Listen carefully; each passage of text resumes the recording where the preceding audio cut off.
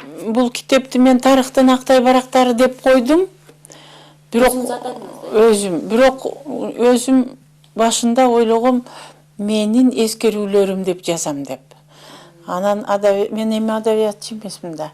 Адабиятчылар айтты, ой, бул деген жанр, эмне үчүн антесиз деп анан момундай атап койдум. Бул жерде баягы 30-жылдарындагы биздин элдин башынан өткөн заман. Совет доорунда тарых бурмаланып келген, туура эмес жазылып келген, болгон ишти тескерисинче жазган.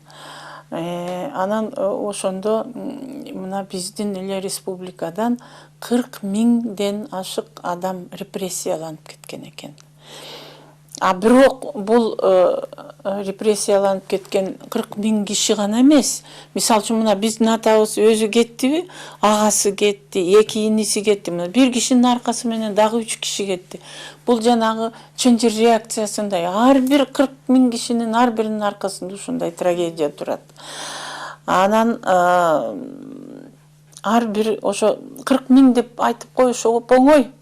Бирок ошонун ар бир кишинин өзүнүн үй бүлөсү болгон, балдары болгон, жакындары, ата-энеси болгон. Ошолордун баары албетте алар үчүн ошо 40 000дин ар бири кымбат да, андай ар бир киши үчүн ал бир жакын, андан жакын адамы болбосо керек. Анан эми ошон үчүн 40 000 дегендин ошонун ар биринин өзүнө жараша трагедиясы болгон, үй бүлөсүнө байланыштуу. Ошол үй бүлөсүн кандай кылып алдашкан, балдарын кандай кылып мектепке албай койгонго чейин барышкан. Мына бир Салихова Атыркүл деген аял келип кетти баягы күнү Алматыдан, ошол айтып атпайбы.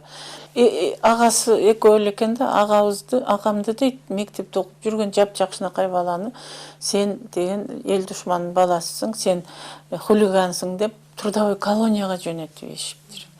Анан анын ортосунда апасы өлүп калып, жалгыз калып тиги кыз детдомдо чоңоюп. Эми ошол чынында эле бир зөөкүр хулиган бала болсо, анда ошондон нары кетет эле да хулиган болуп.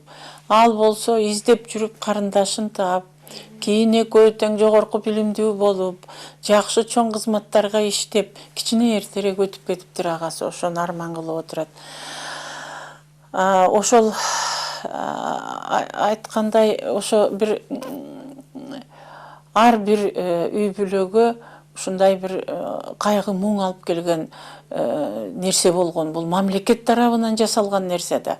Анан мунун баарын тарыхка башкача бурмалап жазышкан. Булар эл душмандары, булар Англиянын шпиону, Япониянын шпиону деп. Ошон үчүн ал тарых жакшы жазылып бүтө элек. Бир гана ошо камалып кеткен кишилер, атылып кеткен гана кишилердин тарыхы эмес, алардын артында калган бала чакасынын да тарыхы бар да. Аларга карата да мамлекет репрессия кылган да. Мисалы үчүн мектепке албай коюп, пионерге албай коюп, окууга албай коюп, көп нерселер болгон. Мына ошонун баары ошол тарыхка жазылбай калган. Ошон үчүн мен мына китепти тарыхтын актай барактары, жазылбай калган барактары же бурмаланып жазылган бар. Анан ошо тарыхчы окумуштуулар мунун баарын изилдеп тарыхты кайрадан жазууга тийиш деп ойлойм.